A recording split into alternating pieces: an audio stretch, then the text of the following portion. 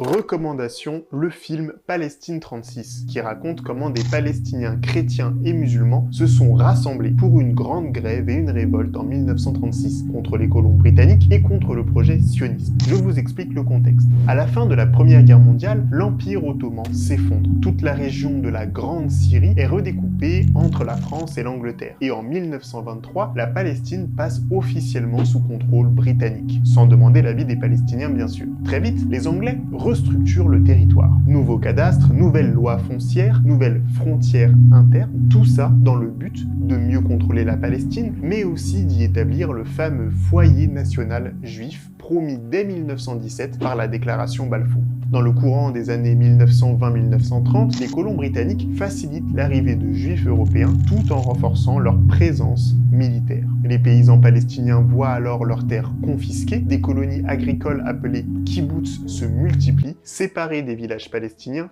par des barbelés. Les déplacements sont restreints, le travail palestinien marginalisé, les humiliations deviennent quotidiennes. C'est dans ce contexte qu'en avril 1936, les Palestiniens organisent une grève historique. Plusieurs mois sans payer d'impôts et sans travailler pour l'administration coloniale. Mais ce qui fait la particularité de cette grève, c'est qu'elle va rallier plusieurs partis palestiniens, des musulmans et des chrétiens, mais aussi toutes les classes sociales du pays. Les riches, les propriétaires, les paysans, et la réponse britannique va être brutale. La loi martiale est imposée jusqu'en 1939, couvre-feu, punition collective, village encerclé, terre brûlée, maison dynamitée, vous connaissez cette boucle. Et c'est précisément cette histoire que raconte le film Palestine 36. Il a été réalisé par Anne-Marie Jassir, ça sort en salle le 14 janvier. Le film mélange de la fiction et des images d'archives colorisées, des photos, des journaux, des vidéos d'époque. On est constamment ramené à une réalité historique très concrète, très matérielle. Et l'autre particularité du film, c'est la place centrale des femmes palestiniennes qui sont actives dans la révolte. On les voit transporter des armes, nourrir des combattants et informer la population. Elles sont un pilier politique de la grève. On y retrouve Iyam Abbas dans le rôle d'une villageoise devenue rebelle et Jeremy Irons qui joue un haut-commissaire britannique. En gros,